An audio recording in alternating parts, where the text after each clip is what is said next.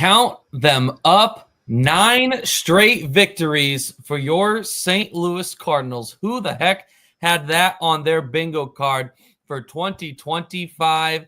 The Cardinals, as just mentioned, win their 9th straight tonight, defeating the Philadelphia Phillies by a final score of 3-2. This is the Cards Hub Postgame show, and it is powered by Hot Shots here on Sports Hub STL and presented by DraftKings. The crown is yours. I'm Ethan Hannaford. He is Brenden Schaeffer, and we are here to talk all about it. Brenden, what an evening for the Redbirds.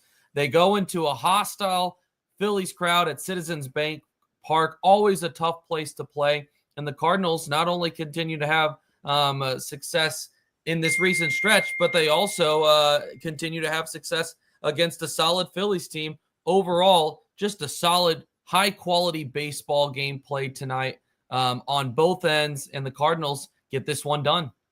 Yeah, this was never going to be easy, Ethan. I mean, it was easy against the Nationals. You had a couple games against the Pirates that weren't so tough. Tonight was going to be a battle, and I think this whole series is going to be a battle. I believe they announced over 43,000 in attendance at Citizens Bank Park.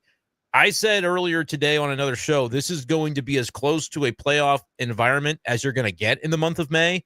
And that's exactly what you got tonight. It was well pitched. It was about timely hitting. And the Cardinals find a little bit of power to power this win. That swing by Herrera going the other way for a home run. Boy, did the Cardinals miss that while he was on the injured list. And how about Mason Wynn? The dude can rake against lefties, and he put a good swing on an upper middle fastball and powered it out of the yard. And then from there, it was just about the bullpen being able to back up. Another solid outing from Matthew Liberatore. Didn't get quite as deep as we are accustomed to seeing him go. But I saw a comment in here already. I mean, we're getting a lot of comments, and you guys can subscribe to the channel and make sure you're getting your comments into the live chat. I want to mention this one from Sam. He says, what happened to Everyday He? 46 pitches. I mean, well, he had 2 1/3. I was actually going to say that Everyday He, Kyle Leahy, was one of the key figures in the win tonight. I know that he gave up a couple of hits at the end there, but they asked quite a bit out of Kyle Leahy in this one. He comes on in relief of Liberatore, gets out of that jam, and that's a lot of expended energy for a guy to be the fireman for 1 inning and then pitch another one, and then another up down. He comes into a 3rd inning of work, wasn't able to get through that. They started to square him up a little bit. I don't view this the way Samuel does at all. He did get through 2. It was 2 1/3. He didn't get through the 3rd inning that he pitched, but he gave the Cardinals everything he had tonight and then some. And then it was up to another guy, Jojo Romero, to come in and get a key out. I thought Ollie was ready for that situation, Ethan, with a lefty coming back up. He was ready with Jojo, and Jojo gets the one man that he needed to get. And I think we saw a much sharper version of Ryan Helsley tonight, which is a huge key as well in the Cardinals continuing this momentum against a quality opponent in their ballpark. Winning this game and setting the tone for the series was massive, and it was a team effort, as you mentioned. What does it tell you about Ollie Marmol's trust in Kyle Leahy, as you mentioned, for him to go to him in the 6th inning to get out of a jam against the better part of that lineup, and then to clean things up in the 7th, and then to put him back out there for the 8th, fully trusting that he's going to be able to get through those 3 outs, as you mentioned. You know, he allowed those back-to-back singles at the end, and I was, you know, as a Cardinals fan these last couple of years, it almost feels like you've set yourself up for things to go bad. And I was already picturing in my mind the amount of people that were going to rip on Ollie Marmol for going to him for that inning and sticking with him in those last couple of batters. I thought the situation played out really well, and I think Marmol was prepared for it. He knew that he had to have a guy ready just in case. I think it was back-to-back singles on leadoff pitches, if I'm not mistaken. At least, right up the middle, too, when they started to get to Leahy. They knew the spot. At least Bohms was. Romero cleans up, and he's been significantly better as of late. What a job, though, by Kyle Leahy. And, you know, it may not be everyday he right now, but you sent me a new one earlier, at least one that I hadn't heard. You sent me Kyle Deal He, and he was dealing tonight. Look, and I know he gave up a couple of hits to end it, but again, this was not a game where we talk about the negatives of a Kyle Leahy outing. He was really, really good in some key moments to keep the Cardinals in it. The freezing Bryce Harper and putting him in knots is just not something I had on my Kyle Everyday He Bingo card 2 years ago when we saw him come up to the big leagues for the first time. And I was like, who's this kid? I'm not so sure. He seems like kind of a quad A kind of guy. He's going to come up and down. No, he has turned into Ollie Marmol's most trusted reliever. And again, we're singing his praises tonight. I understand the way that it ended, but that's why you have a full bullpen. I think there's a case to have been made, Ethan, that you could go to Graceffo in that spot after Schwarber. But if you do that, then he's got to face 3 batters if he's getting through that inning. And you're going to start to see him against some matchups that are not perhaps as favorable as getting the left on left for JoJo and getting out of that inning. So there's a lot of ways you could go with it. I think more often than not, that's true. There are a lot of cases where we could make cases for things that Ollie Marmol could do differently. But I usually think it's in that gray area where you say, well, here's why we do this. Here's why we do that. I thought the way that it was managed tonight was perfect. And I thought the performances they got from the players, how much easier is it to manage a bullpen and look like a genius managing a bullpen when your guys are going out and doing what the Cardinal relievers have done recently? Right. It was, again, 3 2/3 innings of scoreless baseball. Correct me if I'm wrong on this stat. I don't believe they've given up a run, the bullpen, since May the 4th, the first game of the doubleheader against the Mets. Phil Maton got touched for a couple. A reliever hasn't given up a run since. I mean, it's been unbelievable what this bullpen has turned into, and you needed every bit of it tonight as the Cardinals win it 3-2, surviving, but you're surviving against a playoff team. We wondered, like, hey, you win 8 in a row. It was great what they did against the Mets on that Sunday. You go win 6 against some teams that aren't very good. Yeah, some of it came on the road, but who cares? It's the Nationals. This was a tone-setting type of win. There's still a long way to go in this series, but this was a proof of concept kind of win that, yeah, this Cardinals brand of baseball can be played wherever. And I'll be frank, this wasn't the cleanest game the Cardinals have ever played. Defensively, we got to talk about Barrero in center field a little bit. And Nolan, third base had a game that he's going to want to forget defensively.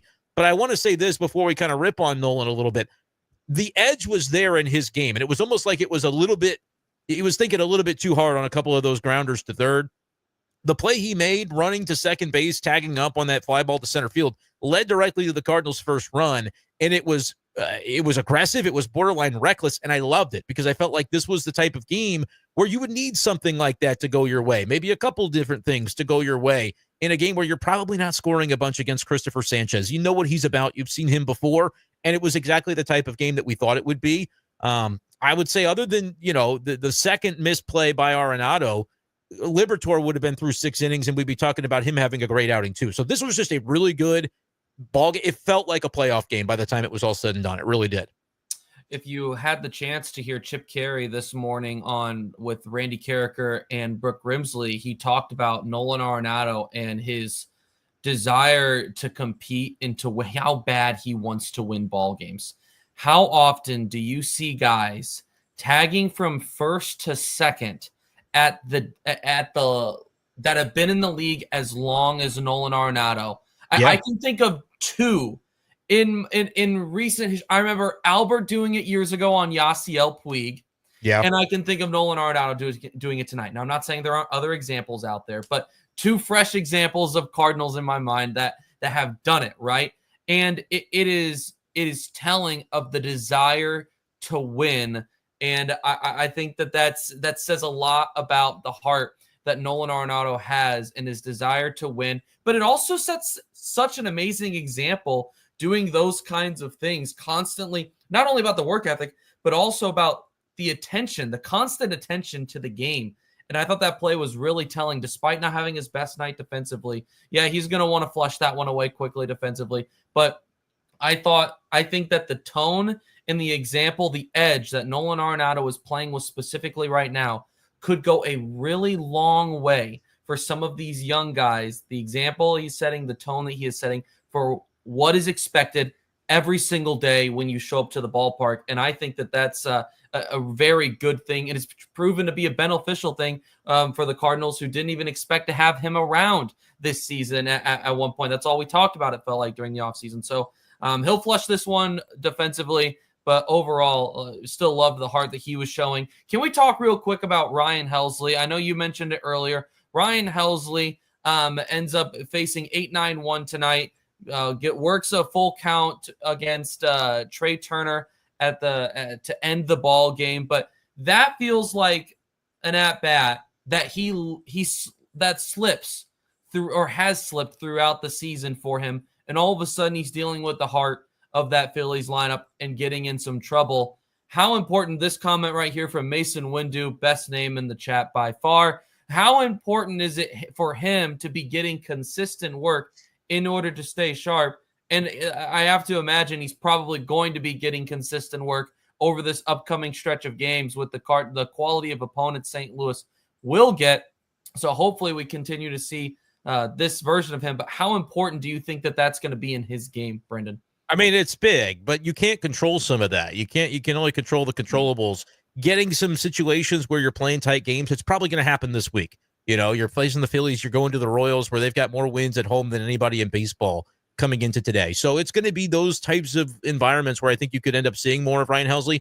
We got to talk about the guy that allowed for that to be a successful endeavor for Helsley. Jordan Walker got tired of a late inning defensive replacement coming in for him, so he decided to become the late inning defensive replacement himself.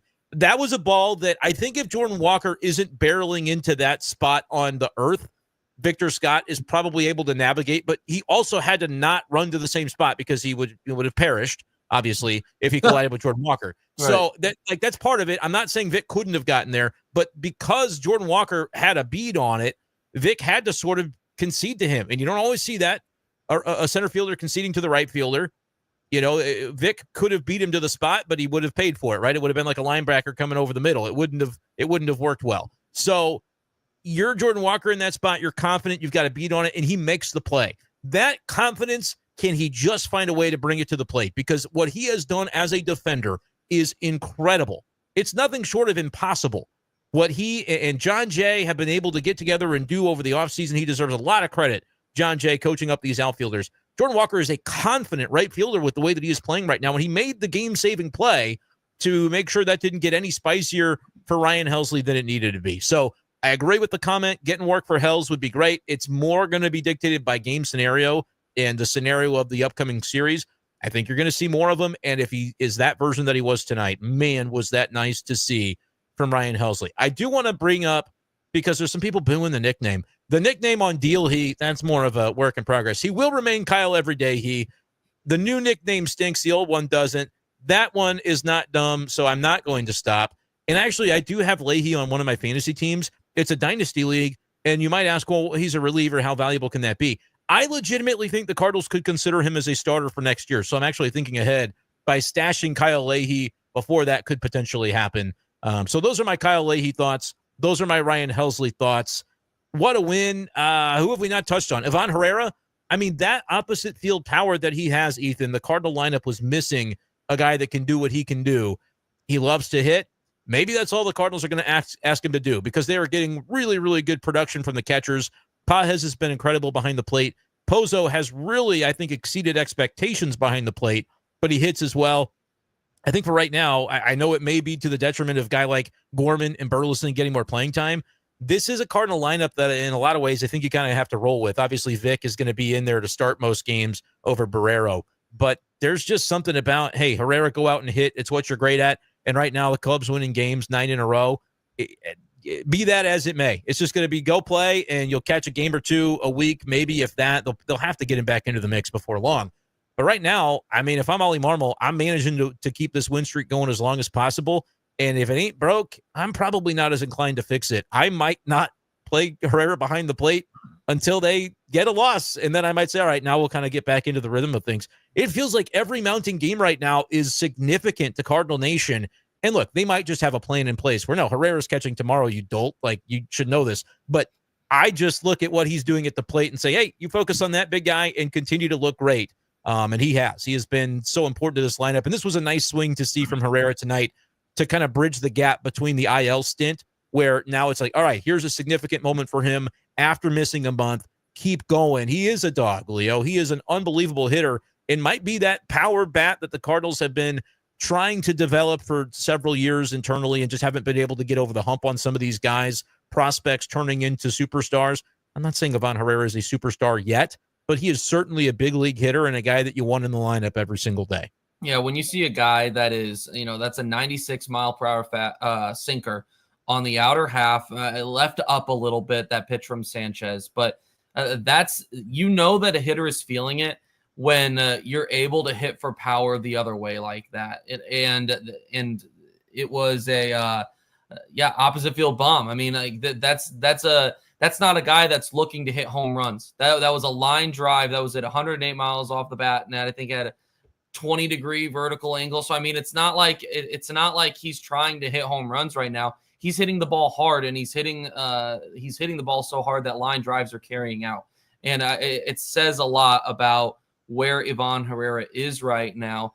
And you bring up a good point with if it ain't broke, don't fix it as far as the lineup goes right now. And adding Herrera back to this lineup when he's performing the way it does, it creates even more of a logjam, and it puts Marmol in an interesting spot for how do you navigate this balance between the runway for guys like Gorman and Walker and the guys that are earning their time.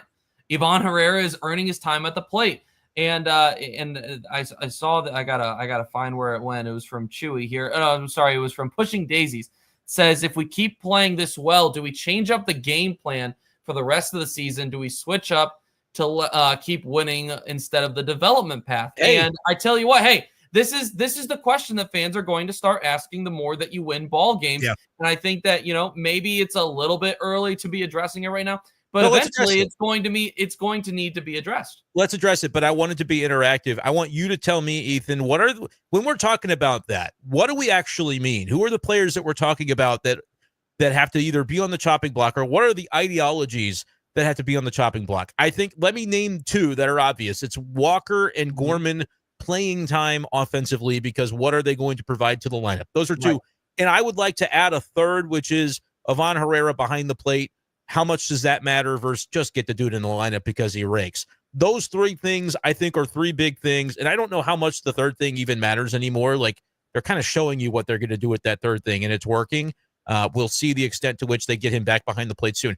Is there anything else, or is, when we talk about development and we talk about transition year, is that the three things we're talking about, or is there something else? And you can chime in the chat as well, chat, if I'm missing anything. It's Walker, it's Gorman, sticking with those guys through struggles offensively, and it's Ivan Herrera. Can he be a catcher down the road, or do we really care about that? Just let him hit.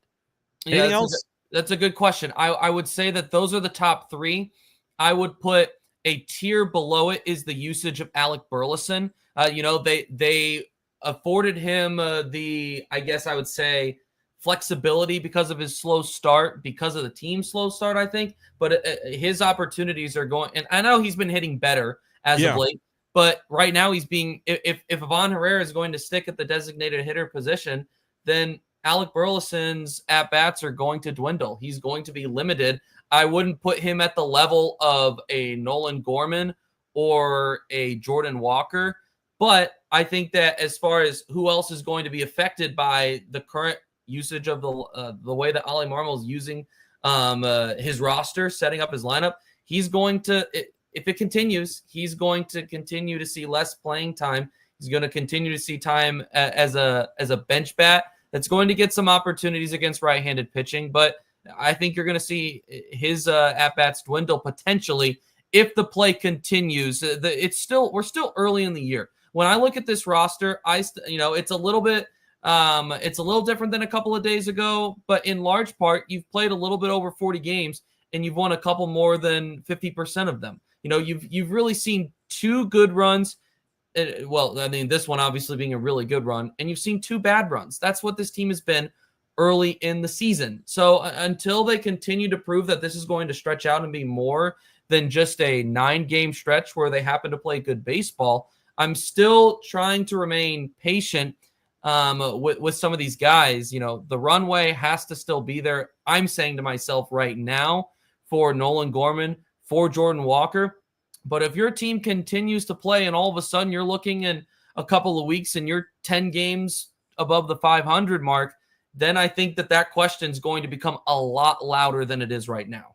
And so, I agree with that sentiment, but the reason I wanted to lay out, what are we talking about when we're talking about development versus trying to win games? Because we've seen the Cardinals win 9 games in a row. They're not playing Gorman and Walker every single day, but they're still getting opportunities. And I think when they stop getting opportunities, it's because they're not on the roster. Either or both ends up in AAA. And that's where you hesitate to cut that cord because this was supposed to be the runway year. But I think it's going to be more about individually for those guys, what it looks like. But it could, I mean, the tide could turn at some point. Maybe a catch like that from Walker is something that can allow him to lock in at the plate. He had a strikeout tonight that looked like exactly every problem we've been thinking when we're watching him bat. But he also had a ball that he stung right up the middle, and it was just played perfectly by the defense. But Space mentions this. Walker is so solid defensively, it's important to keep him up. I wonder if that gives him a leg up. Like if the Cardinals are going to decide to put a pause on it for one of the two, Gorman or Walker. If Gorman is maybe the guy for whom it comes first, I'm trying to remember if this was yesterday, what day over the weekend this was, where Gorman had the ball at second base that arguably should have gotten to in the 8th inning and didn't quite. And so that 2 days ago, I believe that was Saturday, right? That's caused it to get way too interesting in DC in that 4-2 win where the Helsley 9th inning. So like, I wonder if honestly Walker's defense is the thing where you say, look, there's a steadiness about his game where if you're going to pull the plug on one of the two and allow for a reset, maybe it actually is Gorman. And I think that's related to Burleson too, because Gorman and Burleson would be directly competing for at-bats, especially without Herrera as the DH. With Herrera in there, it gets even more complicated because I DH Herrera against lefty, righty, don't care. He has to play. And so it's really two guys, Burleson and Gorman, fighting for one spot that neither of them are going to be allowed to occupy. So that's where it gets really tricky. And you might just prioritize the Burleson at bats when they come and see Gorman go down at some point. I don't know what that serves Nolan Gorman to go to AAA because we've been there and we've done this, but there's a case to be made that might be the only thing you can do. I agree with Space, though. Herrera, not really an issue yet because they keep him DH for at least a couple of weeks to be sure about his knee. Part of this, you can still, whether it's true or not, as the Cardinals, you can kind of play this off. Like, we're easing him in. It's about the knee.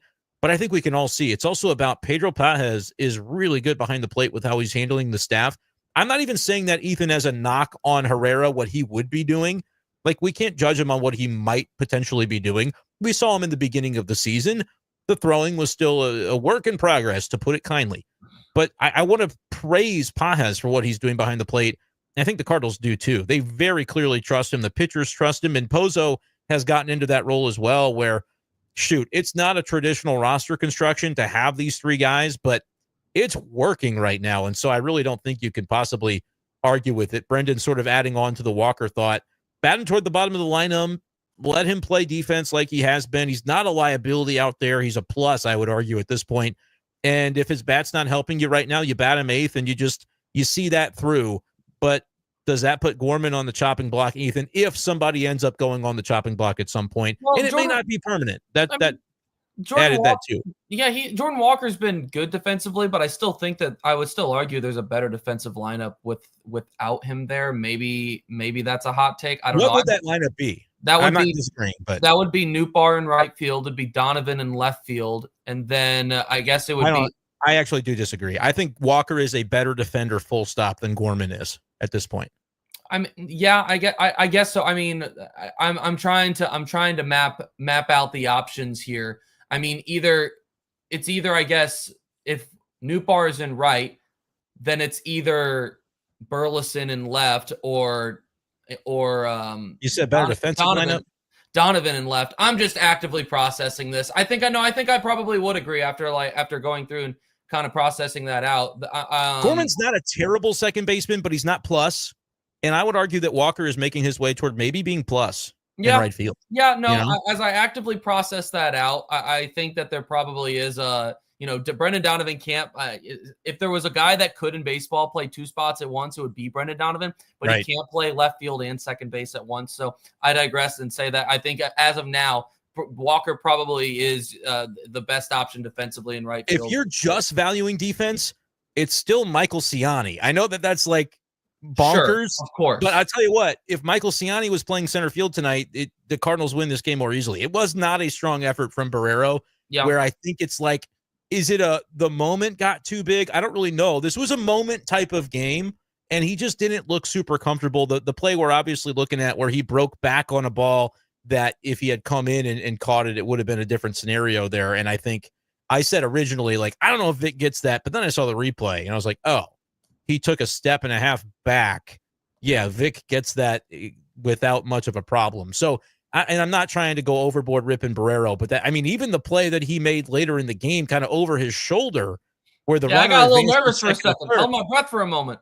I said, Ollie is going to have Michael Ciani on a plane tonight after that play in center. I don't know if that's true, but that was just my sentiment watching this game unfold. We were like, dude, this is a playoff environment, and that felt like that felt like a potentially scary spot in center. But all's well that ends well. I mean, to win this game is the bottom line. The Cards win indeed their 9th straight game, a 3-2 final at Citizens Bank Park, against the Phillies. He is Brenden Schaeffer. I'm Ethan Hannaford, and this is Cards Hub Postgame, sponsored by Hot Shots here on Sports Hub STL and presented by DraftKings. The crown is yours. Be sure to download the DraftKings Pick 6 app now and use the code STL Sports. That's code STL Sports for new customers to play. Only $5, guys. $5. Get $50 in Pick 6 credits. Better payouts, bigger wins, only with Pick 6 from DraftKings. The crown is yours. Gambling problem? Call 1-800-GAMBLER. Help is available for problem gambling. Call 888-789-7777 or visit ccpg.org in Connecticut. Must be 18 and over. Age and eligibility restrictions vary by jurisdiction. Pick 6 not available everywhere, including New York and Ontario. Void where prohibited. One per new customer. Bonus awarded as non-withdrawable Pick 6 credits that expire in 14 days. Limited time offer. See terms at pick6.draftkings.com/promos. He is Brenden Schaeffer. I'm Ethan Hannaford. This is Cards Hub Postgame, breaking down a 3-2 victory for the St. Louis Cardinals tonight over the Philadelphia Phillies, their 9th straight win. Brenden, as I process through who all we have discussed tonight, we've covered just about everyone. The only guy that I can think of that we haven't talked about is Masyn Winn, who gives you're close. We'll have one more, but you go with Masyn. All right, well, we'll start with Masyn Winn, who ends up giving the Cardinals the go-ahead run in the 7th inning, a solo home run that was at 377 feet against that Phillies bullpen that has really been their kryptonite this year. And Brenden, one comment that we hadn't mentioned yet is St. Louis's offense showing their ability to win in different ways. Just a couple of days ago, we saw them score 10 runs without any home run power. Tonight, we see them getting it done in a different way. I think it's showing the versatility of the St. Louis Cardinals offense, who has proven to be, through the first 40-ish games, really solid. Yeah, I mean, this was an offense that, look, you have Masyn Winn with the home run that he had. I just thought that's a pitch that's just his bread and butter. It's not like traditional where you're up at the top of the zone, maybe even a little bit above the zone, hitting a home run but that's the kind of swing that paces an offense, and that's kind of why he's still in that number 2 spot. Like, you could make a case for flipping the lineup around a little bit. Maybe Herrera moves up to 2, get a little bit more consistent pop in that spot. But they really like what Masyn Winn does, especially against lefties, and he ends up sticking in there tonight and coming up with the big swing. Had a walk as well. I just love right now, Ethan, looking at this Cardinal lineup and looking at the OPSs, and the comment from Samuel mentions with Winn and Scott hitting, you can maybe afford a guy that's more defense first. Those are the 2 that you thought would have been defense first in your lineup. Right. Maybe a short Walker. I don't know. That probably doesn't work long term. But right now, just to read off a few: 791 Nootbaar, Winn 769, Donnie struggling a little bit down to 822, but still okay. Arenado 767. Wilson is up to 763. It's like the start never even happened for him. Unbelievable. Avon Herrera 1367. That's probably going to come down a little bit, but that is the number. I mean, it's comically large, and you love to see it. And Victor Scott at 755. Like, I think I just read 6 or 7 names. It's really just that contingent in the 7-8 hole where you're thinking, all right, is it Gorman? Is it Walker? What can we get out of these guys? And even the catcher spot, when it's Pozo, it's obviously great numbers. He's hitting over 300. Pajes is a 648 OPS. That's fine. He's batting 7th or 8th in your lineup. He should be batting 8th. Walker struggling means he's kind of going to be bumped a little bit lower. And also that kind of allows, with Barrero starting tonight, if you wanted to take out Walker for a lefty, you could have done it and had a little bit of that right sandwich becomes a right sandwich. But nevertheless, like, the lineup overall, I know they scored 3 runs tonight. Ethan, you have to win some games like this. And over this win streak, 9-game streak, they've won this game against Sanchez, who's one of the best left-handed pitchers in the game, and they did it against Skeens 2-1. Those are the 2 games out of 9 in which they scored fewer than 4. this offense is giving you what they need, even in the games where they don't score. Yep. Like tonight, it's still good because that's what you have to do against some of the top pitchers in the game. 100%. You said it right there. You said you had one more player that you needed to mention. Who are we thinking here? I looked through and I'm almost blanking. No, it's fine. We haven't gone too deep into the player that I wanted to make sure we spent a little bit more time on. Okay. And there was a comment about him. Give me 1 second. If I can't find it, I'm just going to give up and tell you who it is. Here you go. How about Libby? Oh, okay. I mean, the guy that started the game, he looked sharp again tonight. He was really, really good. And then, like I said, getting into the troubled spot where he does, that Arenado play, if, that goes differently. There was some defense that went against him late. I don't really put that as a major mark against Matthew Liberatore's night. He didn't get through the sixth, but again, I thought it was managed appropriately. There was a comment in here about Libby maybe being a little bit disappointed to see Ollie come out. Was mad when Ollie came out. He could have been mad allowing the runners. He could have just been mad in general at the direction of the outing going the way that it did. So I would say Libby, I'll hear your evaluation in chat. Let us know what you think of Libby tonight. I thought he was really, really good. And this is a lineup that you're not going to mow through the way you might mow through the Pirates or somebody else. And he still was really sharp, I thought, in this game, even if the final line doesn't quite sing the way some of his others have this season. Yeah, when you combine the two starts against the Phillies this year, I mean, it's Matthew Liberatore has been pretty dang good. 11 and a third innings thrown, 10 hits, 2 earned runs, 2 walks, 11 strikeouts, a 1.59 ERA. I mean, this is one of the best lineups in Major League Baseball that Matthew Liberatore, I know, this one didn't look nearly as good as the last outing at Busch earlier this season where he threw 6 shutout innings, but it's telling of the growth and development that Matthew Liberatore has gone through here through the past nearing year and a half, I would say, I guess. Maybe it's been closer to a year. He throws strikes. He doesn't walk batters. The slider, it feels like it has taken such big steps this year as a pitch that he is relying on so much more than he has in previous years. And it's setting up his fastball perfectly, and it's making 96, 97 look like 99, 100 because of how effectively he is able to use that slider, which wasn't even his best pitch tonight. His curveball was his best pitch tonight. I saw that the curveball tonight was averaging over a mile per hour more of velo on it than it did in 2024. So it's not even the 2 pitches that I'm mentioning I've seen the most growth from him in. So it just goes to show how many different areas that he has been able to grow in this year and is, entering that conversation of like, this is a guy that you could see being in this Cardinal rotation for the next several years to come because of what he has shown you. Now, it's still a small sample size, but when you tally what you saw out of him in the bullpen and the strides he made last year, what we've seen through the first couple of months of the season this year, it's been extremely encouraging to see the signs that we've seen, and it makes you optimistic and hopeful that if this continues, this is a guy you're going to be able to rely on in upcoming seasons as a piece of that starting rotation, which, let's be honest, they're losing a lot of pieces out of this offseason. You're going to have to be able, you're not going to be able to sign 3 guys in free agency like they did last year to do patchwork. You have to eventually figure out who are the guys from your own system you're going to be able to rely on for the years to come. And Matthew Liberatore, at least early in the year, is building some early contention for why he's deserving of one of those spots. Yeah, and I was, as you were talking there, I was contorting my face, thinking about if I was going to say what I'm going to say, and I decided I was going to say it. And we'll let the chips fall where they may, and people decide if I'm crazy or if I'm onto something.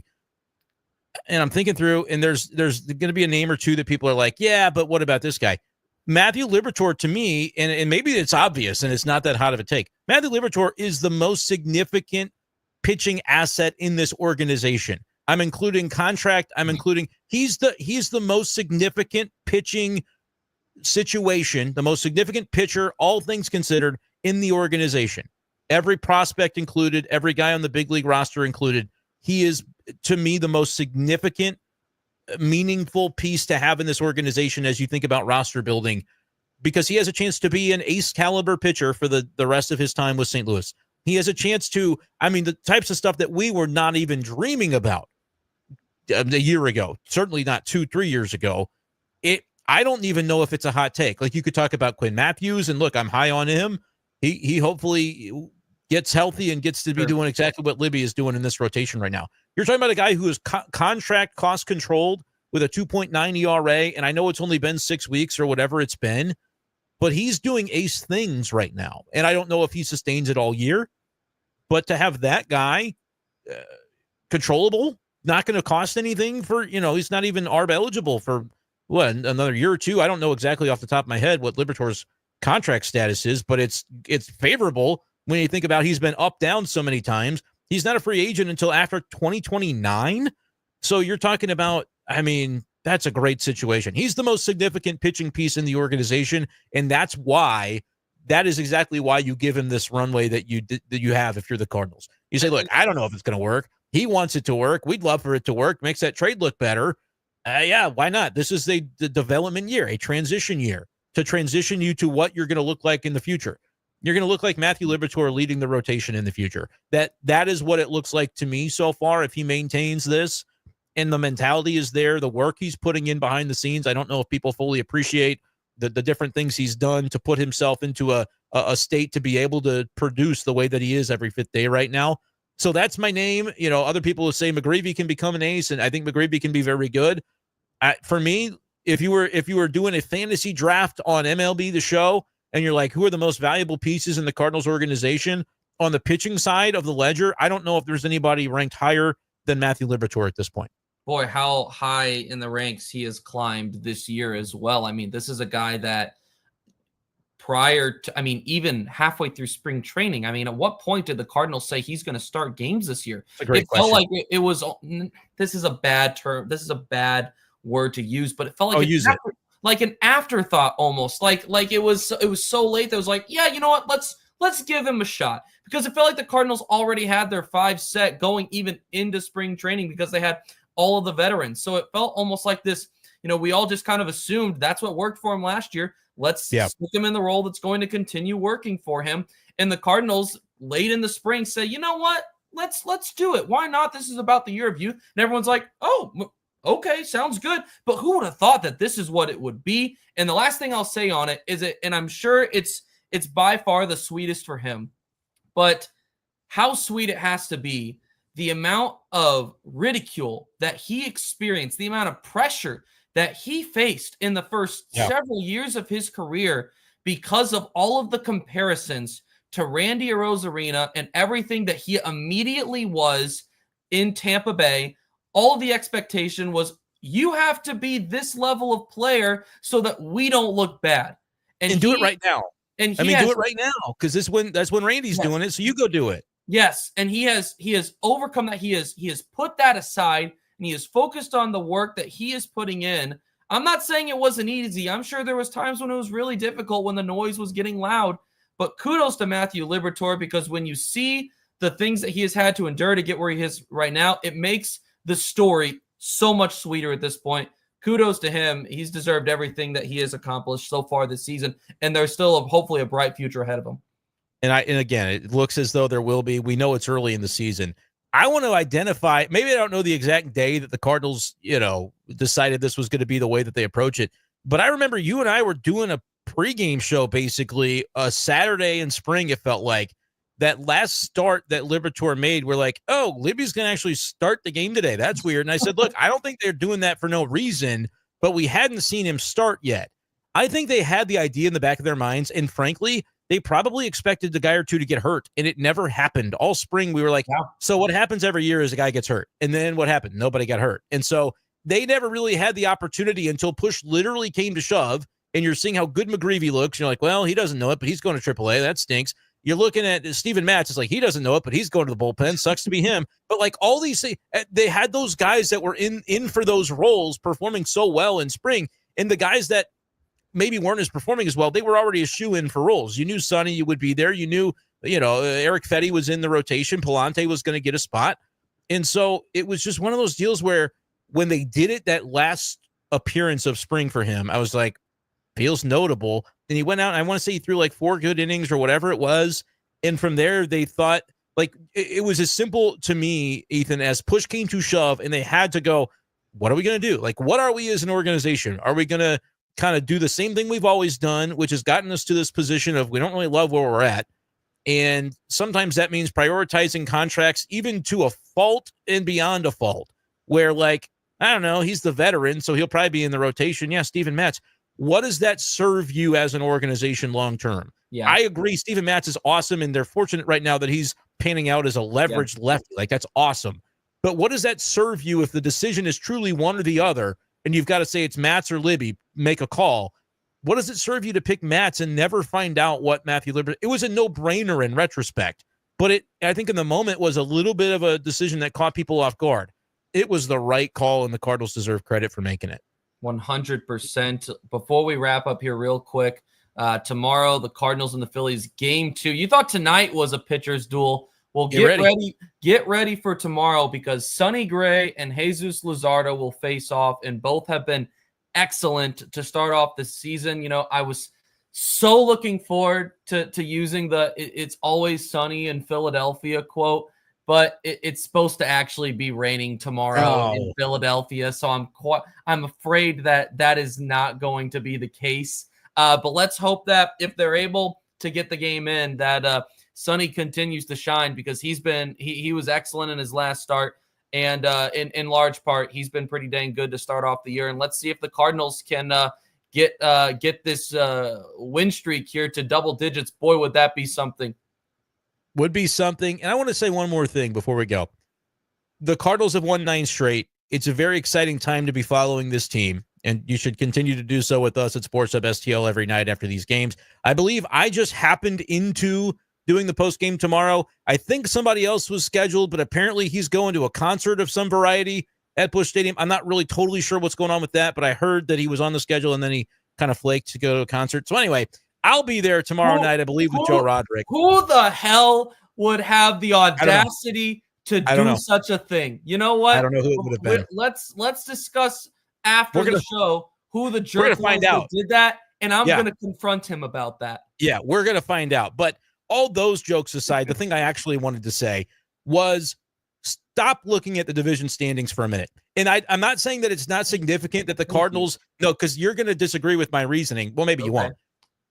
It was good to look at it for the last week. It's significant that the Cardinals have caught up to the Cubs. The Cubs don't play another winning team until June 6th. That's the reason I don't want you to look at the standings, or don't live and die by the standings. The standings are about to change. The Cardinals are going to win 15 of their next 25. The Cubs are going to win 18 of their next 25 because they play the White Sox. They play the Marlins. They play the Reds. That's maybe the best chance you have to get some losses on the Cubs. But it's like the Rockies, and it's just they're getting the stretch that the Cardinals just had over the last week, but they're getting it like 3 or 4 times in a row. Don't worry if the Cardinals lose a little bit of ground on the Cubs. Focus on what the Cardinals are doing. Because if they can win this Phillies series and maybe go win one in Kansas City, like, you've got 5 games left on this road trip. Obviously, you've won the first 4. If the Cardinals finish up 7 of 9, that is more than enough to feel like this is going to be a summer of meaningful baseball for the Cardinals. Regardless of what the Cubs do, I believe that can be true. The Cardinals just have to focus on the Cardinals, and that's what they're obviously going to do in that clubhouse. But my message to the fans is, like, it matters that they're a game back, because it could have been very different. They were 14-19. They didn't have to be 23-19 right now. It could have gone differently. So it matters that they caught the Cubs. It's okay if they lose a little bit of ground, as long as they keep looking like the team that they're looking like right now. I'm just telling you, you're going to have a hard time if you need to think the Cardinals catch the Cubs before June the 6th. It's probably not going to happen, because the Cubs are going to win a lot of games coming up. But that's okay. It's a long season, and right now the Cardinals look like they're built for it. You are right in the sense that we both are saying don't look at the standings right now, but we're saying it for different reasons. I'm saying don't look at the standings right now because it's May freaking 12th. May. You don't ever want to look at them this early. It is a long season. Hold your horses right now. It's all about winning ball games, and the Cardinals are doing that. 9 in a row, to be specific, as they defeat the Philadelphia Phillies. Final score tonight, 3-2. We have appreciated all of you joining us tonight. We've had a great crowd tonight. Great interaction in the chat. Subscribe, as we say all the time, we here at Sports Hub STL are all about you guys being a part of this show just as much as Brenden and I are. So we greatly appreciate you guys being a part of it tonight. Cardinals, 3-2 winners, 9 straight wins. He's Brenden Schaeffer. I'm Ethan Hannaford. This has been the Cards Hub Postgame Show on Sports Hub STL.